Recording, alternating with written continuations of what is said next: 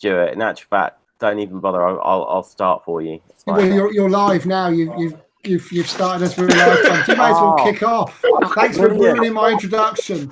Oh, well, Why not? What a load of bullshit. Let's get this started properly. What I was going to do is I was going to say people missed it. Stuart's River Dance. I mean, it was a great interval.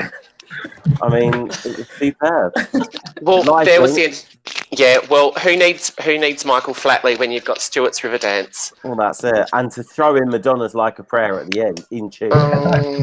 Let the kid take it away. Take it away. Hey, Stuart.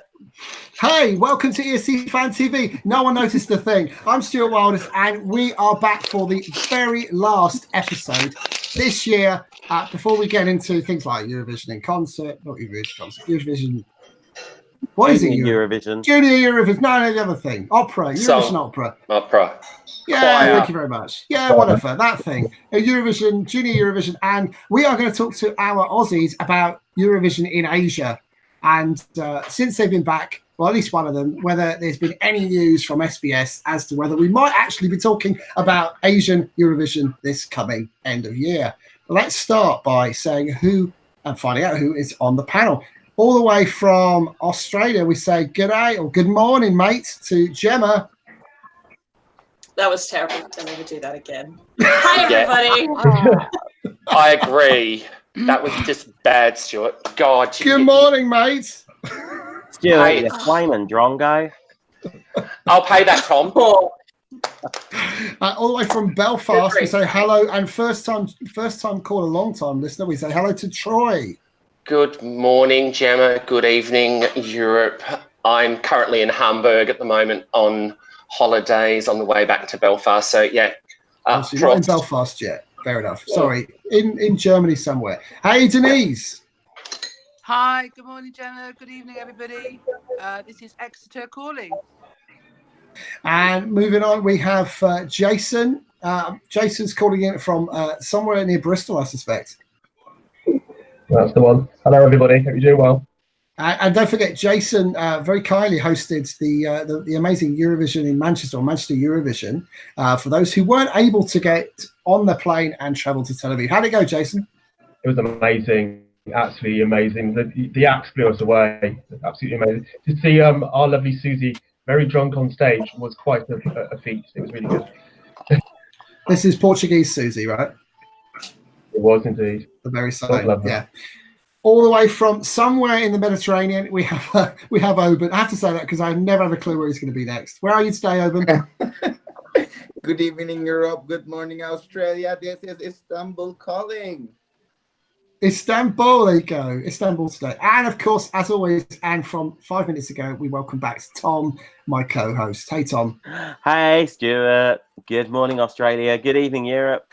Part 2. Shall we start by talking Australia? Bendy poles.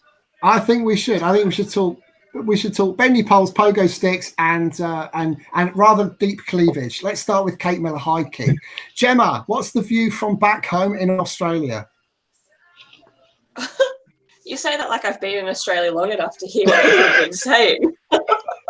How long have you been back now? I've been back 2 days, and I've worked each day. 2 days. Basically, most people ask me. Yeah, most people have been asking me, where have we come? Because no one's actually watched it yet. But anyway. Ouch. Yeah, typical, like, mainstream Australia doesn't actually understand what's been happening. But, you know, generally I think it's been quite good. I think for us, like, all of us who were actually there at Eurovision, we were stuck in that little bubble, and we got this massive hype about Australia, and we kind of forgot that no one actually likes Australia. You know. Yeah. Everyone likes Australia. I refuse. No, public doesn't like us. They do. Proven again. They do. And I'll agree with that, Tom. At the moment, Australia are still really the novices of Eurovision. We still will not get the public vote, except when Dami did get a bit of the public vote in 2016. We will still not get the high votes that countries like Sweden and Russia we will not get those high marks yet. We've got to prove ourselves. Why do you think that is, though? People, I mean, surely people have kind of gotten over the fact Australia are here to stay. I mean, Israel's not in Europe, and look, they get points. They won it last year. Well, you say that, but like, how often this time did I have to argue the point why we were in it? And I'm like, so's Israel. Like, stop with these annoying questions. We're in it. Deal with it. I know. So's the UK. We're not in Europe anymore. And Azerbaijan. Yeah, and Azerbaijan, and yeah, other countries. And I mean, look, let's face it hasn't hurt the UK, has it? What? Hang on, you got demoted 3 points. 5 points, actually. We never five? deserved those points in the first place, Troy. Let's be honest. So No, I liked it. Nobody liked it. No, I liked it. You liked it. Well, I'm glad this is one person that liked it. Clearly not enough people. So we'll come on to UK shortly, but let's keep on the Australian trail. It looks like Mitchell's just about to join us. Can I just say with Australia about the jury vote, because I may be looking this up now. Australia did way better in the jury vote than Sweden did this year. 153 points off that jury vote, compared to Sweden's 93. I think that shows. That's the public, wasn't it? That's the Yeah, you mean televote? That's the televote, even. That was televote. Yeah, But that wasn't hard. Sweden wasn't that. I mean, gospel was so 2000s. Is it too late for love? This is why. Yes, it is too late for love because you're out the door. Oh. You keep that T-shirt on, Tom. So I'm going to move across to Istanbul and get their view on Australia. Oban, so Australia, did it kind of grow for you? Because if I remember rightly, you weren't a massive fan of this song, but I remember talking to you in Tel Aviv, and you were starting to get by the pool. Yeah, by the pool. We had a nice chat about Australia, and then at that point, I finally admit that it's actually. It's a winner vibe around Australia. The hype was huge, and I was like, you know what? I'm getting it right now. I'm on the board right now, and then I was voting, and I was just like, don't crush my dreams. I was finally behind the song, wanted it to win. Don't crush my dreams, Europe, and then they crashed 2 times in one night.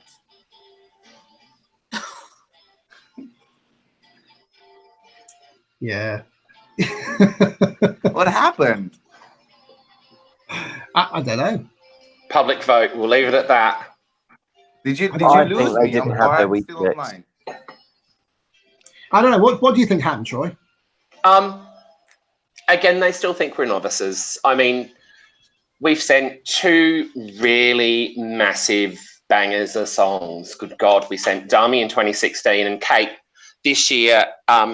Seeing it in live is so much different from seeing it on television. Seeing it on television gives you the true effect of the song. I mean, it's called Zero Gravity. She's up above the audience, and in that situation, you don't get the true effect unless you see it on television. You see it on television, you've got 3 people hovering over the earth in zero gravity, as the song says. So, but the other thing is Kate's voice. Kate's voice is very unique, that she can go from pop. She's operatically trained. She's a vocal athlete who can go onto a pole and still waving herself around, and still be able to hit notes that most people would not be able to do normally. Yeah. And I mean, look, I'm thinking back to the Australian show we did, Gemma. And I got the impression from that show that you guys weren't convinced you were even going to qualify. And fast forward to actual Tel Aviv live performance. That stage performance is so important these days, isn't it? We were talking about Belgium in the last show and how Belgium have a good song, a decent singer, but a really poor stage show, and what a difference it made. And I think they finished 3rd bottom in the televote in that semi-final. If you'd taken the performance from the Gold Coast, do you think you may have been stuck in the semi-final, or do you still think you may have had the result that you had? I think we would have been stuck. I think the performance that they did in Tel Aviv was so much better. Like as soon as we saw that, that little tiny little, like 30-second clip, and I was like, oh my god, this is great. We're actually going to qualify. As before, when she, what they had on the Gold Coast was we were unsure because we were a little bit unsure. Like everyone was sort of half as to whether they liked it or not. So yeah, I think we did incredibly well with the Tel Aviv stage. I'm so happy. And before we move on from all this Australian loving, let's just get an opinion from some others outside of the Australian bubble. Denise, what was your take on Australia? Well, I thought that it was going to run away with it, to be quite honest. When I saw it in the semi-final, I thought, oh my goodness, this is just fantastic. And I've not been a lover of the song, but I just absolutely loved it. And I thought it was brilliant. The audience were just going mad for it. And I just thought, this is going to be top 3. If not, it's going to be the winner. I really, really did think that it was going to do it. So just goes to show how the juries and the televoting makes such a difference. Did the staging help? Yes, of course. Of course it did. Of course it did. I thought it was fabulous. And Tom, your take? Well, not my take, Stuart. It's the chat room's take because they seem to be very vocal on the subject of Australia this evening. Saying Australia be proud, not doing as well as was expected, but be proud anyway. Love there for Guy Sebastian as well, who was Australia's first entry. But also an interesting comment from Onyx Topaz. I think the panel is right. I watched the grand final with a group of friends and 2 out of 5 said they would never vote for Australia regardless of the song. That's 40% of the possible votes lost, which is unfortunate. Which I think is quite Once bad. again, they won't let Europe won't let us win. Say it all the time. Yeah. You got a top 10. We didn't. So there we go. Let's talk about the UK. Yeah. Jason, you held Eurovision. It's like, which way around is it? Is it Manchester Eurovision? The Manchester Eurovision Party. Manchester Eurovision Party, where you had some ex-UK greats. What was the view from UK's performance in the room? Was it one of dismay, one of disappointment? What was it? Surrey was talking about Michael earlier, and Surrey had total respect for Michael because obviously she's had that last year before what happened to her on stage. That typical, that song's not very good, it's the UK. Obviously, Michael's doing this thing about Brexit. I think that's total rubbish, personally. But as Surrey said before, in the past, it's the BBC and the song choices that are letting us down. And that was kind of an agreement with everybody else, really. If you go back to the other 2 guests we have, which were Ben and Devotion, and even with Lindsay D, they had very good songs. And they came, in the top 10, and they did well. And you look at Surrey, who's a fantastic vocalist, but was given this mediocre song. And Michael this year had this very, was like a B-side, wasn't it, really? B-side to John's song, really. Ouch. I'm going to have to correct you that Lindsay D actually came 15th. She didn't come in the top 10. Alas. Oh, sure. I think it's a difficult one, though, for Michael, because he's a good singer. He got a bit spicy over in Tel Aviv because I think you go through a process as a singer, don't you? Especially at Eurovision, where you have interview after interview after interview. You answer the same questions time and time again. And when you're in that sort of bubble on the run up to the final, you don't want to hear negativity. And there was plenty of negativity, let's be completely honest. And he was kind of fighting back a bit, and he was saying, come on, it's about time that the British media support their act, regardless of what you think. And I kind of have total respect for him for that. But most people were going into Eurovision thinking the UK are going to do badly. I don't remember anyone saying the UK were going to win. So what do we do differently, Denise? What's next for the UK? What have we got to do? Well, it's very difficult. I've seen and heard a few things that people have suggested for next year. I listened to Duncan Lawrence on the BBC this morning, and they asked him the same question. What have we got to do as a nation to create a song like yours? And he gave this kind of answer which said, just be like me, write your own song, make it meaningful to the artist, write it yourself, sing it yourself. And I thought, okay, well, that's a good one. That's straight from the, the mouth of babes, if you like. But yeah, he just said, write it yourself, sing it yourself, make it meaningful, like his song. He didn't offer any other suggestions. I was just thinking then when the guys were talking, I just wondered, going to throw spam in the works now, sorry guys. I wonder how he would have fared if we'd chosen one of our other songs. Was it Sweet Lies that came second? Yeah. Sweet Carrie Lies. Ann. I just wondered how that would have been on the stage and how that would have been received by the juries and by the televoters. Personally, I don't think we would have got a better result. I could see it bottom 5 again. No. Really? Yeah. Yeah. I think that's the thing.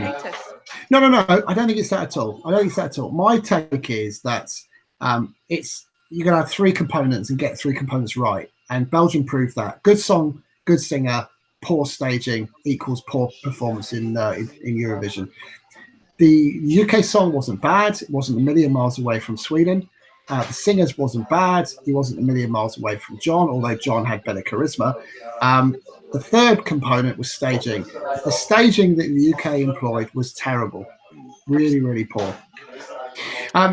Mitchell, welcome back. Hello. And good morning. Morning. Thank you for joining us this early morning in Sydney. UK, what's your take? What are we going to do? It's tough because I think ultimately, I'm thinking in the psyche of someone that just would never vote for United Kingdom. I think ultimately people think that not only are you a big 5, but you are a big 5 that kind of come in kind of superiority. I think that's a really big reason why you guys just don't do well. You can give like such an amazing song, like Lucy Jones came not incredible position, but that's with a bit of effort. I think she came, I don't know, someone else might know, 14th or something, was it? 15th. Our highest position in 25, 30 years. Jade Ewan came 5th, and they had to bring in an EGOT, on the stage. Like that's kind of the standard you have to get to. My thing is, and also I don't know the answer to this, but when was the last time you guys had a Scot singer at Eurovision, if ever? Ooh, good question. Ask my stato, Tom, I know. I'm rocking. Sorry, Jason. Jason had the answer there? Jason, sorry. What was his name? Ricky Peebles? Oh, Ricky from the 80s. Only the Light. Yeah. Yes. He had a bit of on his dress when he was singing. He was a bit of a tartan thing going on. Yeah, that's right. Dreadful, wasn't it? Because I will say, from an outsider, I actually think that Scotland is more favourable than United Kingdom in general as a pop vibe. You know what I'm saying? And I think that bringing a Scottish singer in with a current pop song would maybe be the key to success, or maybe that's how I would think, to bring in something new and different. But you've just, abolish the Eurovision songwriting camp where you bring in people who have only ever made the semi-final, and you just have to start from scratch again. Yeah, I think that's probably where we're heading.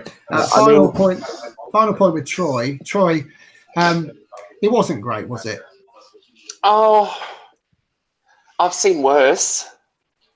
Scooch, Gemini. Yeah, sorry, I had to bring up those ones, but it did lack a little bit something on stage. It needed. I love that again. I know I'm going to harp on this. Gospel was so 2000s. When they came out, when the backup singers came out, yeah, it was something different. But again, it was very, staging. Song was great. Michael was lovely, but when you've got a singer who has written a song competing against you, he's not going to give you your A-class song. He's not going to give you that song to get you through to make you get through to that grand final. He's always going to take the better for himself, leave the scraps for seconds. So unfortunately, that's where I would probably think, yeah, maybe UK, if they stick with their own, maybe might change. And yeah, who knows? I mean, we've tried it. We've tried different. And again, this year we did, rather than internal selection, we did a Australia Decides, which was very different for us. And hey, we had 2 great songs, 2 clear favourites out of the 10 that we had. And Gemma was on the Gold Coast. She can attest for it. Both of those songs were great songs. Both great songs, but you can see the staging that you can get out of Kate's, where you could have tried to put Electric Fields on stage, but there was nothing. You couldn't really get anything. What do you think, Gem? Yeah, no, I mean, we all talked about this. There was no way they were going to have the staging, but it's like anything. It's the staging. It doesn't matter if the song's good. It's the staging most of the time because you're watching it on TV. You're watching it. Yeah. Okay, I think we need to move on to something a little bit more positive. We're done with the UK. We've got a year off, and then we're back with the UK next year for more of the same. Tom, what's next?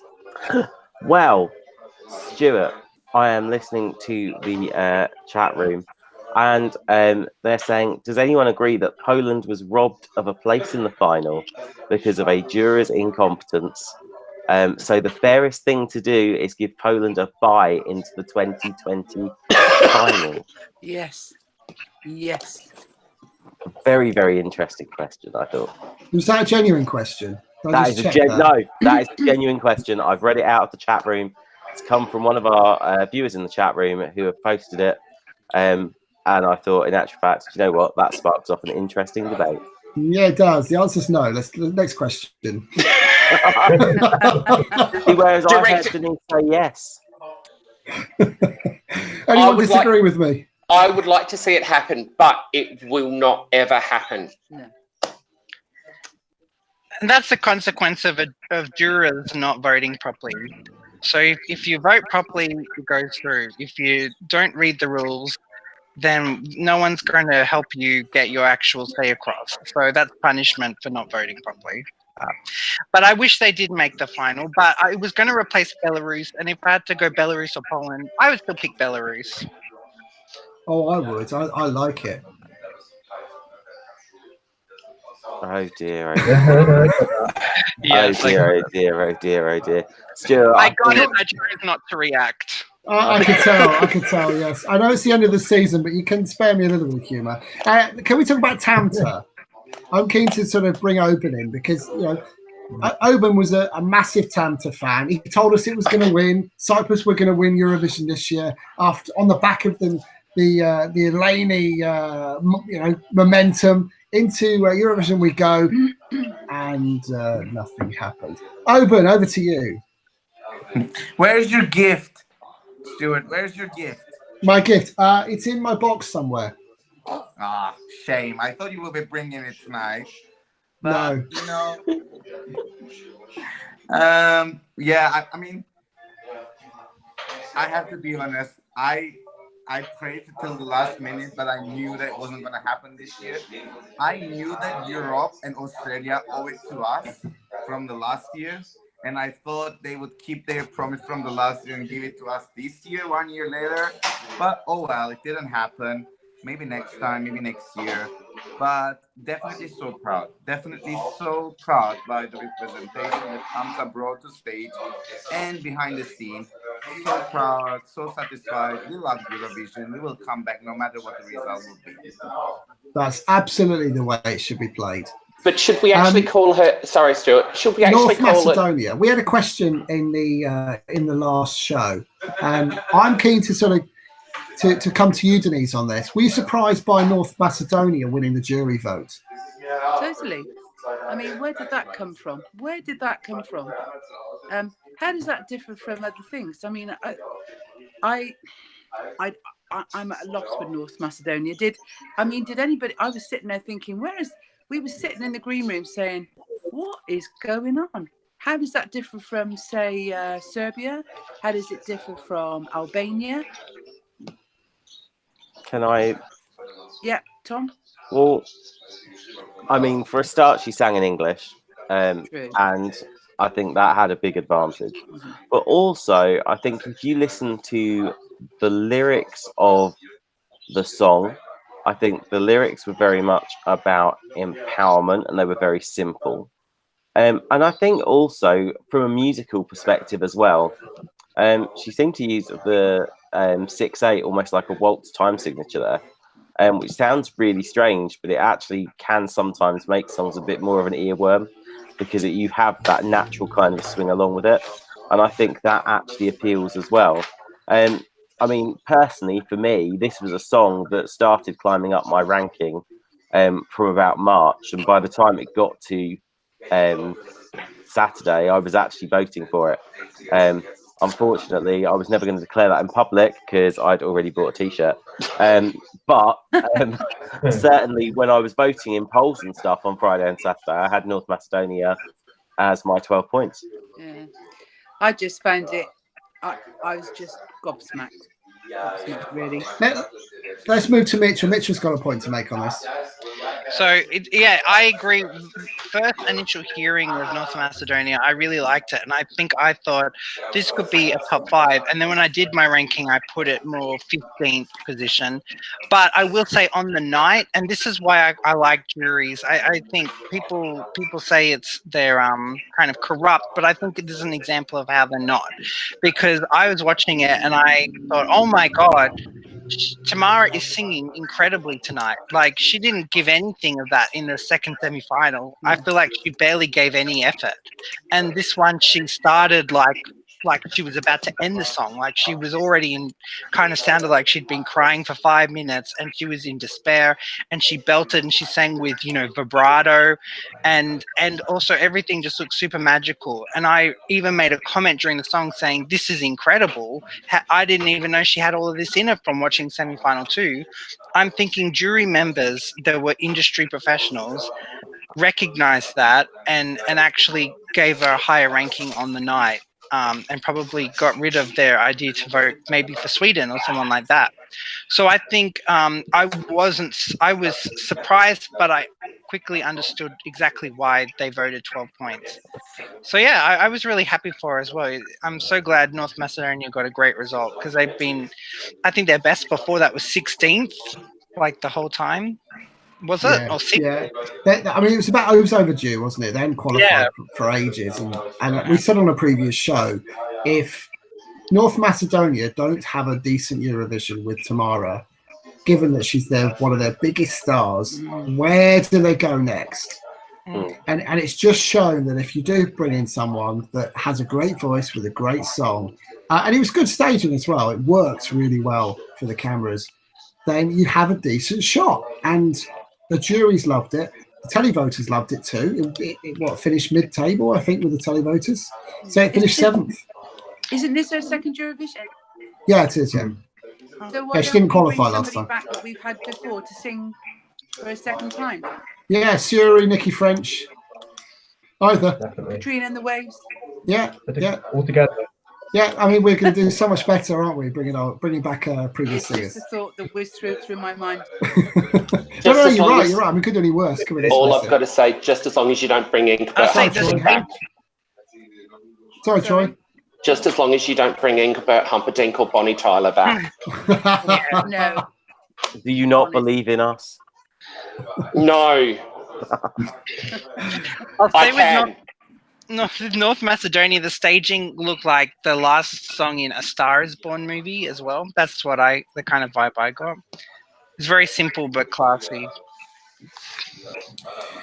We had a question, just moving this on to Italy, because we haven't talked about Italy over the 2 shows. We had a question in the sort of second half of last show. Didn't get to cover it.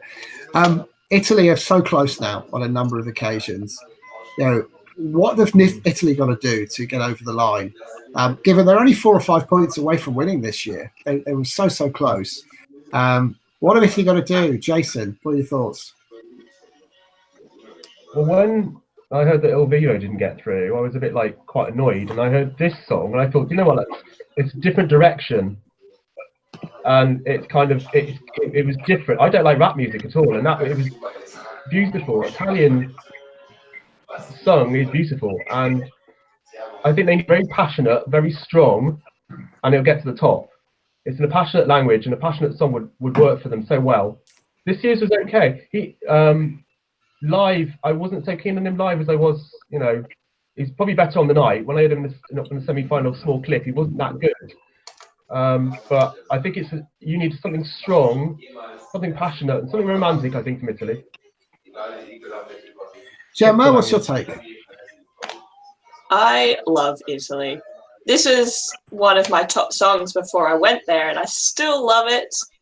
But say like, so I watched the final with my parents last night because you know, none of us had been together because I was overseas. So we watched it all, and my dad was sitting there, and he was like, "I didn't like this song. I really didn't like it." And then I'm sitting there singing to it and doing the claps. And then he was like, "Actually, I quite like it now." So I think it was kind of one of those things that if you saw it for the first time, it might not have translated as well as what it did the second time round. That's sort of my take because I loved it. I thought it was amazing. I thought the staging was great. Loved it. Really, really did. And Oban, what did you like Italy this year? And you know, what would you have picked, Netherlands or would you pick Italy to have won? Did we get it in the right order?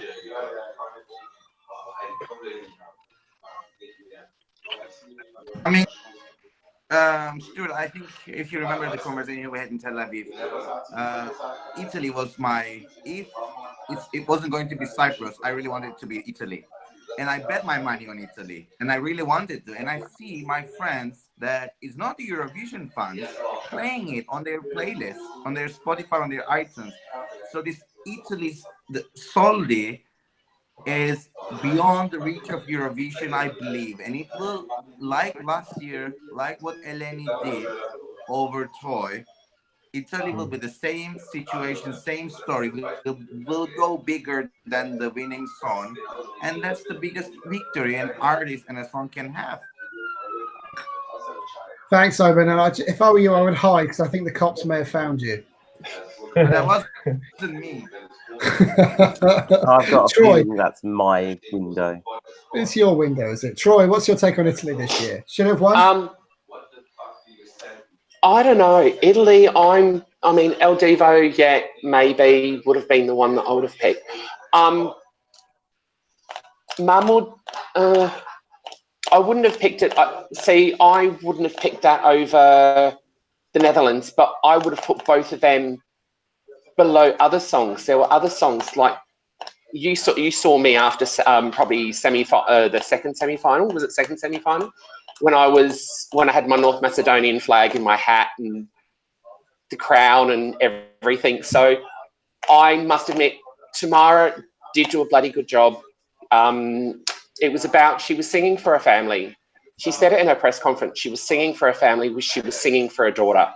And you may not have seen it in semi-final, but I think she was struggling to do it in the second semi-final. But in the grand final, you can relax. You've made the final. You can belt it out.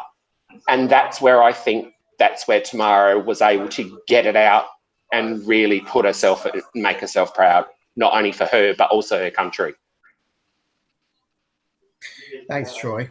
Well, the other question we've had was around the voting this year.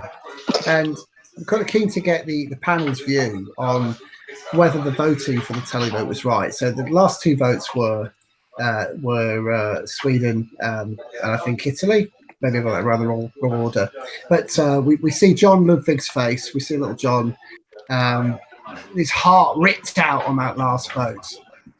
Wasn't it amazing?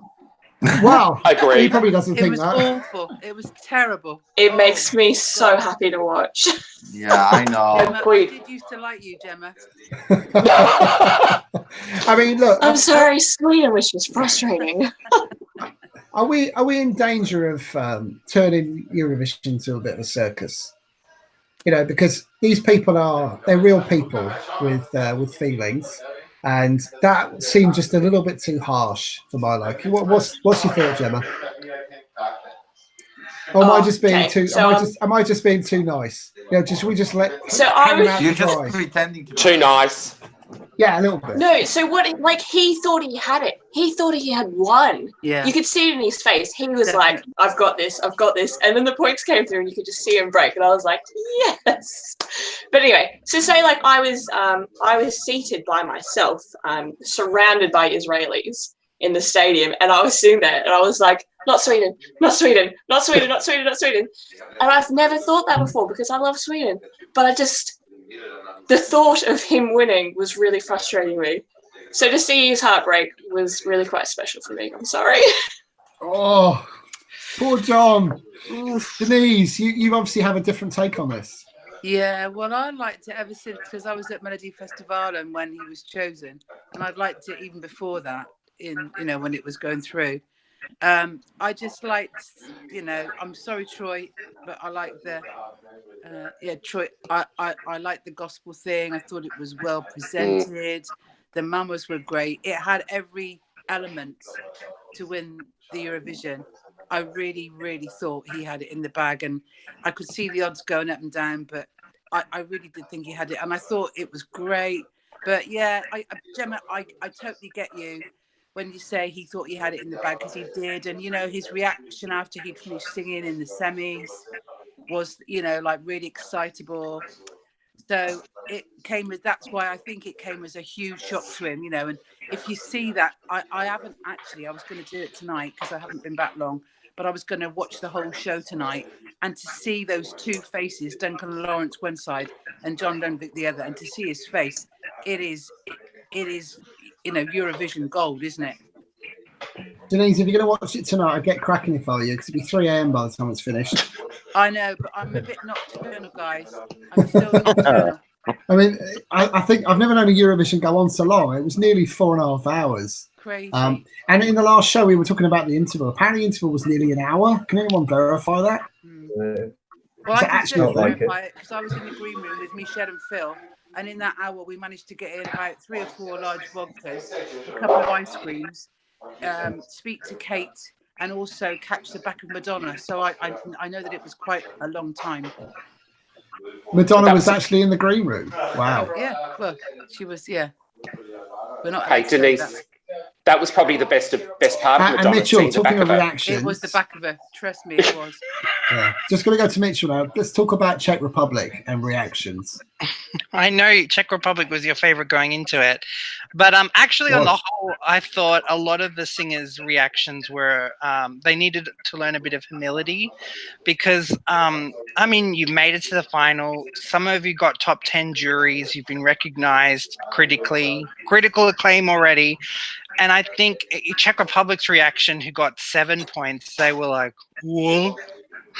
That was very funny to watch as well. But I think that's I think it's the second best result for Czech Republic. It's a result to be happy for. Maybe they saw all their promotional work going down the drain there. But yeah, John Lundvik as well. The funny thing was, I said I love, like, Sweden was my favorite as well. It was an ESC Fan TV favorite at the end of the year. So, but from the get-go, I remember seeing him at the festival and his little like VT bit, and I was like, okay, this guy's cocky. This guy, I don't think I'm gonna like him. And then the song came on, and I was like, oh, I love this song.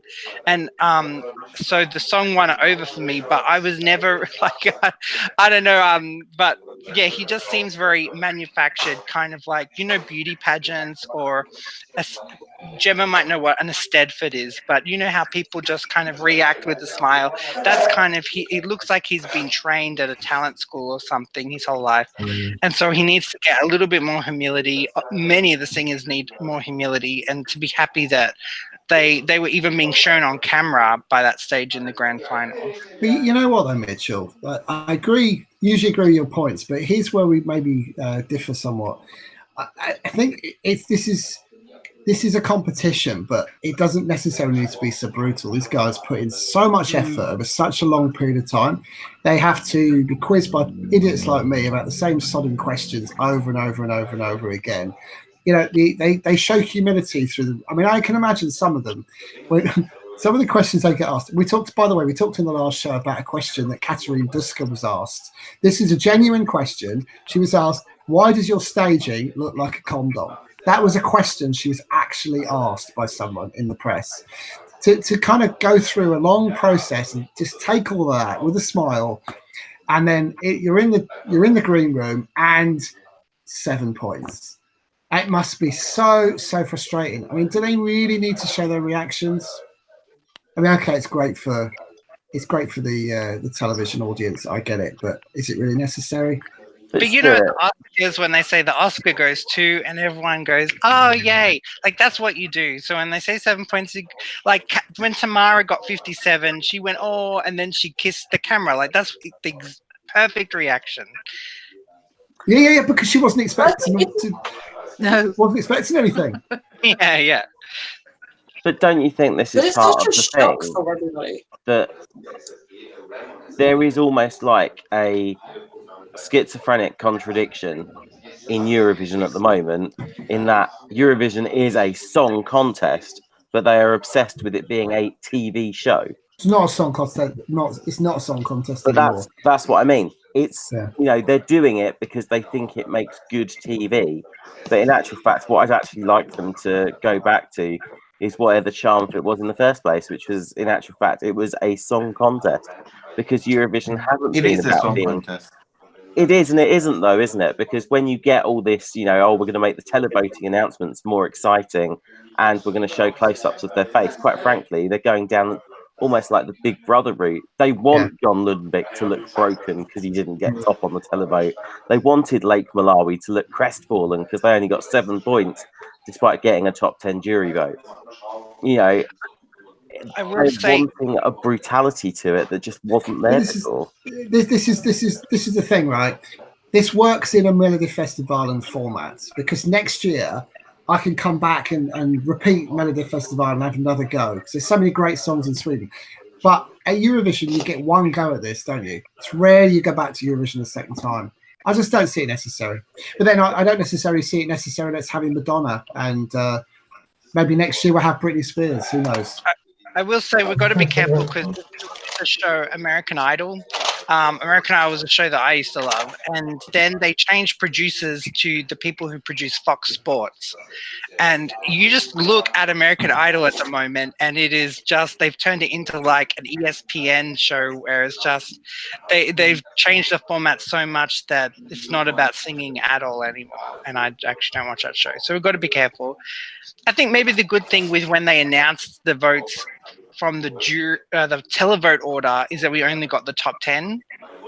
So we didn't actually get, like, no one knows what Benjamin Ingrosso's reaction was last year because they didn't air it, you know. Yeah, you might have I've got the same. Question for the panel, because we're largely running out of time. Ukraine. So Ukraine, we know, decided to withdraw after the whole Maruv debacle.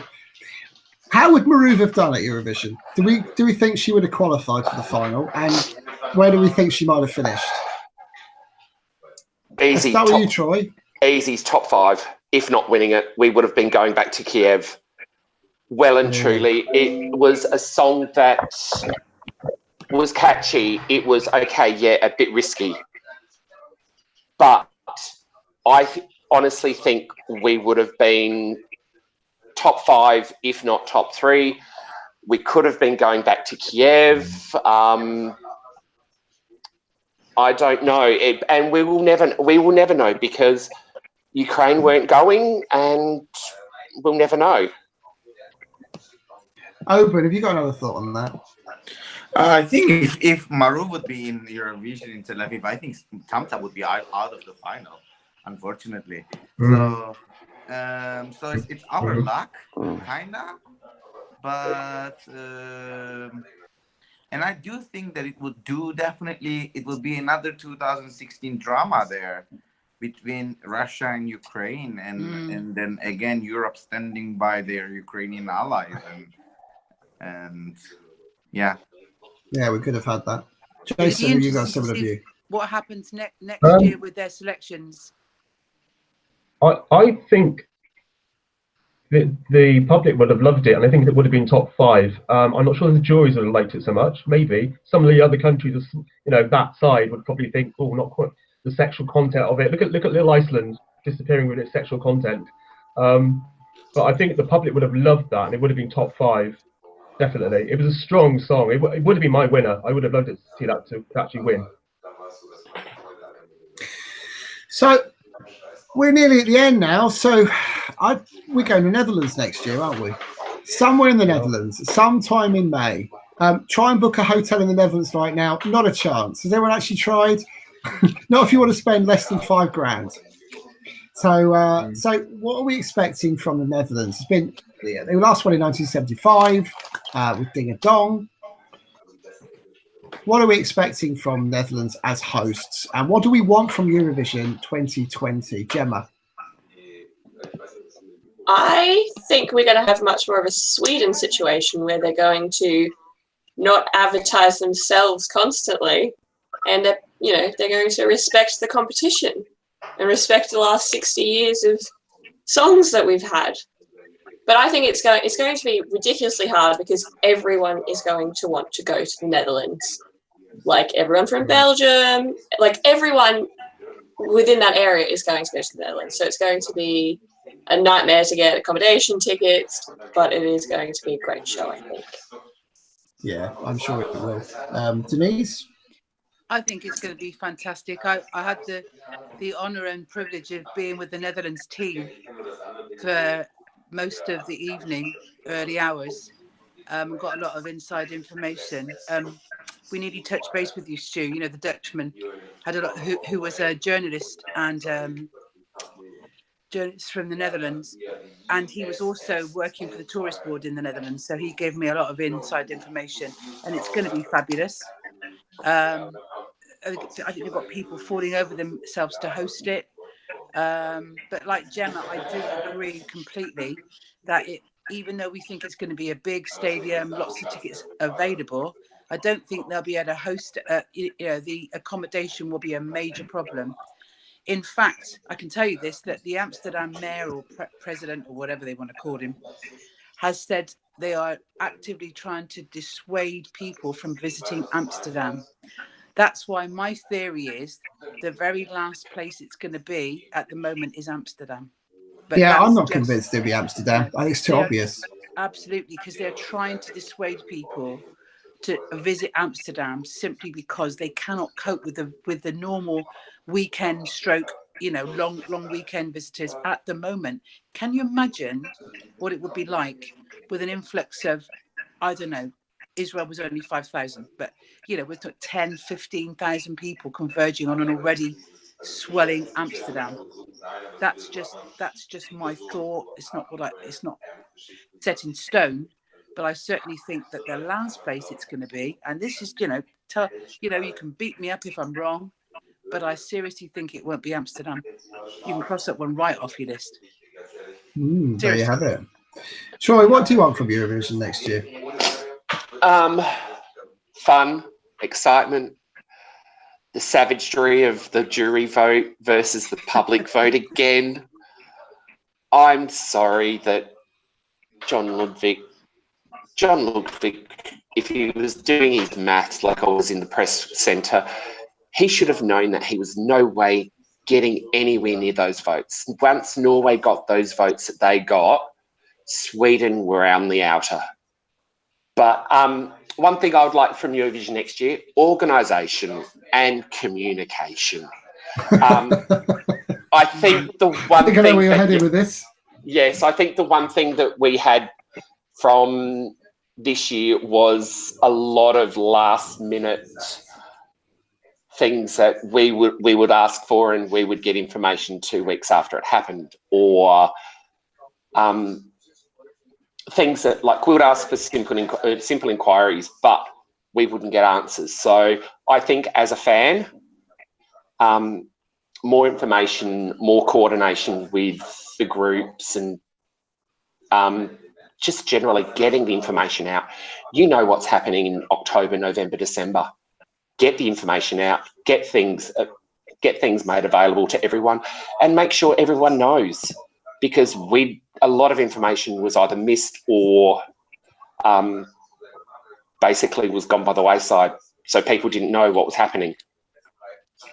Yeah, that's fair. That's fair. Oban, I presume you want a Cypriot win next year. Like the last 38 years, darlings. But what I expect from Eurovision 2020, you know, the contest got so political, like with the voting, with everything, but no more drama, no more drama over hosting city, no more drama over interval act, no more international celebrities. Just strip it down, just chill, stop throwing money over the organization, pile the bills, just make it calm, relaxing, decent, a song contest that we'll remember. That's all I ask from Netherlands 2020. And we may just get it. Who haven't I asked? Mitchell. An Australian win for the first time ever, I presume, is on the cards for you guys next year. Well, I guess the same question to Gemma. We'll go to Mitchell first. You know, I'm curious to see how they do another national selection. They were really trying to get contestants, but I think with the success of Australia Decide, they might actually have artists emailing the delegation instead of the other way around next year, which is great to see.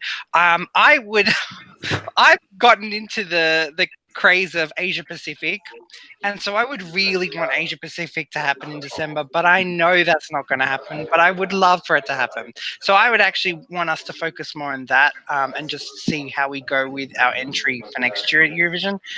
I'd love it to be in Rotterdam next year. I don't know. I would. They also have, unlike Malmö, they actually have an arena that has 16,500 people. So I think they can do that. It'll be another Sweden event. I think the host will be great. If anyone saw Emma, the spokesperson from the Netherlands, react when she found out they won, it's the best video ever. And I actually want her to host it now because it's just all over the place. And I love that kind of personality. So, yeah, I think they have great presenters. They have a production team that know and love Eurovision. And I think we get to see Netherlands hosting in its current format for the first time. It's going to be so much fun for the Eurovision community. And we already know they do a great pre-concert. I know they're going to do a great show. And I will attend. You're coming over. Excellent. Yeah. Excellent. Hey. And Gemma, you're going to come over for Holland? Of course. How can I break tradition? Well, quite. And I saw you shaking your head about Australian winning. You're just not convinced you're ever going to win this, are you? No, I'm not convinced at all. I will be very shocked if we ever do. But I was also very relieved when we didn't win. I actually don't mind not being in that little bubble. I kind of like just being in the contest. I can tell you because it wasn't that long ago. It's quite nice to win, but then you realise you actually can't travel for Eurovision, and then that you get an almighty. Well, we still do. Well, you guys would, yeah, I suppose, yeah. That's what everyone kept saying to me. They were like, "Oh, at least you wouldn't have to travel." And I'm like, "No, actually, we do, and it would be a nightmare for us because we have to still organise events here in Australia, and still do stuff overseas as well." So, but I met at least 2 Aussies who were convinced that you'd host it in the Gold Coast. Convinced. And they weren't having it otherwise. No, man, we're losing that government soon anyway, so they won't fund it. I think we're nearly there. Final point from yourself, Denise. What do you want from next year? What do I want from next year? I want, at least it's going to be safer than Israel, but it's going to be a really good venue. It'll be in the Ahoy Stadium in Rotterdam. It's going to be amazing. Okay. I think they're going to get it all right. They're going to get things out. Troy, they don't have to worry. They're going to be well organised. From the minute they announced Duncan Lawrence's name, the brains were ticking. For 3 hours, I listened to the Netherlands guys talk about not just staging, but things that Israel did at the last minute, and they really assured me and really made me, and it wasn't the alcohol, they really assured me that it was going to be fantastic. So I just want it to be fair. I want the voting to be better. I don't know how they're going to do it. And I want the UK song to be chosen in such a way that it's going to do a lot better than this year. Oh, you don't have to worry, Denise. Don't have to worry about that. I had a word with Daz Sampson, and he's writing the song for Michelle. And he's going to have 2 or 3 ESC Fan TV backing singers. So we're sorted for next We've year. got our names down already. Yeah. Let's see an alias. Yeah, absolutely. Yeah. Yeah, it's guaranteed 12 points for the UK in 2020. Perfect. Jason, final point on you, then I'm going to shut this down. Well, I think it's going to be quite going back to an old school country, going to be historic. It's going to be very Swedish, very slick, very comedic. I'm definitely going. If I can get there, I'm going to be there.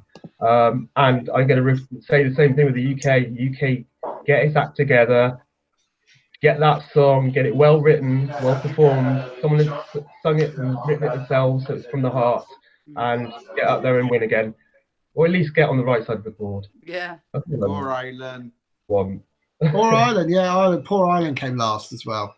And Austria. Austria got no televote points. So strange. No, that was Germany. Final shout out, Stuart. I was going to come to you, Tom, and I'm going to say goodbye to everyone. Go for it. I'd like to do a final shout out because 63 years ago today, in Lugano, in Switzerland, the first ever Eurovision Song Contest took place. So it is actually happy birthday to the Eurovision Song Contest today. And that is a shout out. So, and long may it continue.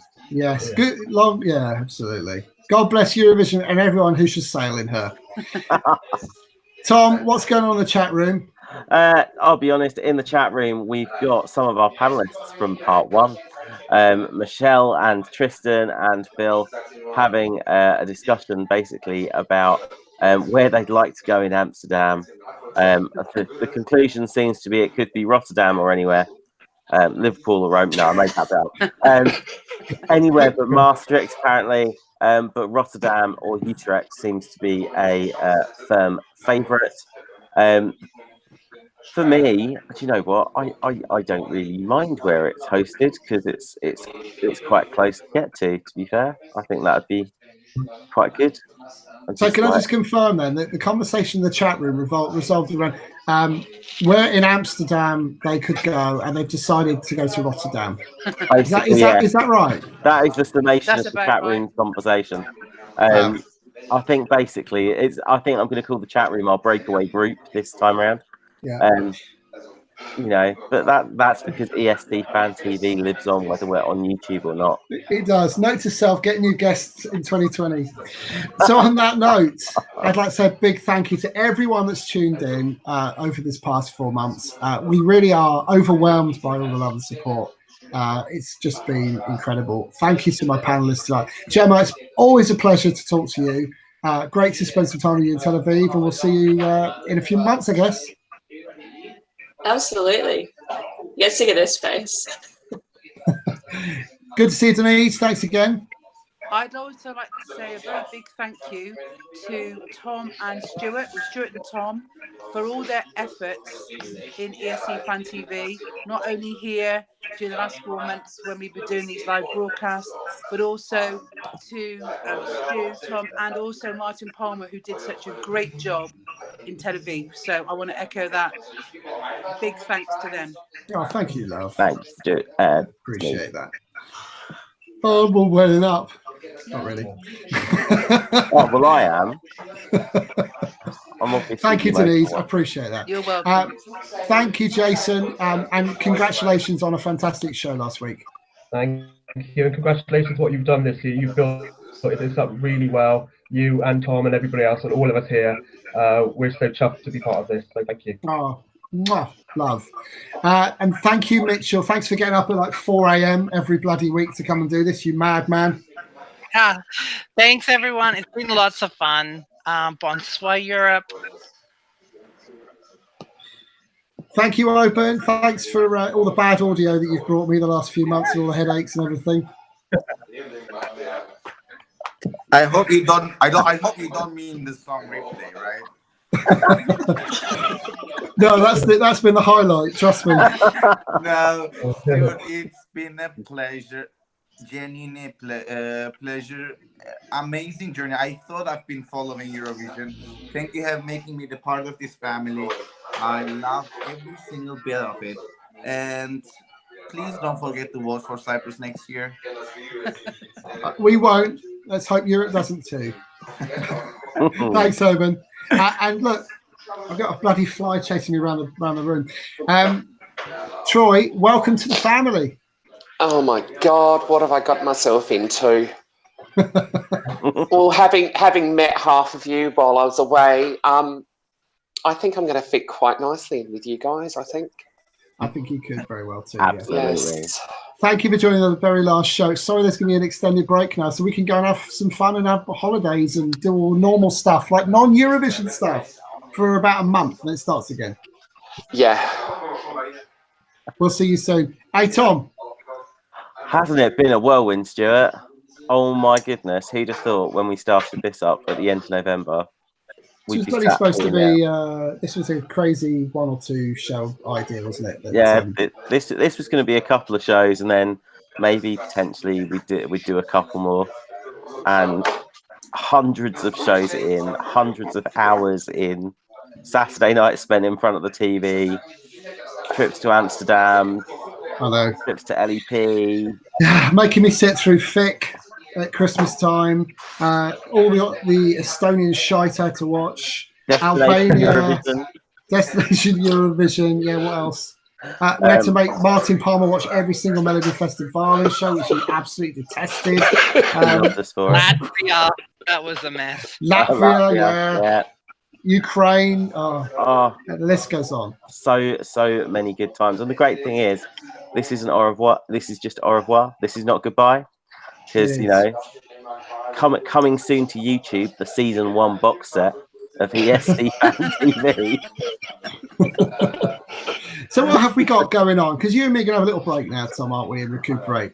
We've got Nicholas has taken over for a bit with Elliot, right? Yeah, Nicholas and Elliot are going to take over because I'm sure some of you guys will know that Junior Eurovision takes place in November, and you know, we've decided that, you know, we see ourselves as more like the Graham Nortons of this world, so we're leaving it to our own very Scott Mills and Rylan Clark, who are going to take them through the Junior Eurovision bit, and we may make some guest appearances in there somewhere along the line, whilst we kind of recuperate and get ready for the Albania pre-selection. You speak for yourself. If you think I'm going to join a call on a Saturday night to talk about the Junior Eurovision national selection in Russia, you can take a bloody run. No, I have an exclusive. D Mole is going to represent Montenegro.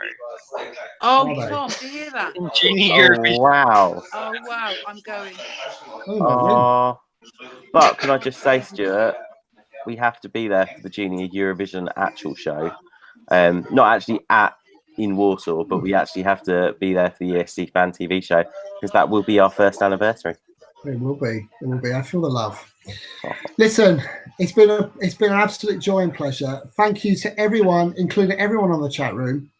Even those that have disliked our shows, those who've liked our shows, those who've commented, doing all the stuff we've done with MJT reviews and all that good stuff. It's been a whirlwind. We will see you in just a few short months. Glad you enjoyed Eurovision 2019. My fear is, my belief is that Eurovision 2020 is going to be absolutely amazing. Do not go anywhere. It will be fire. Hey. Much love. We will see you in a few months. Bye. Bye. Bye.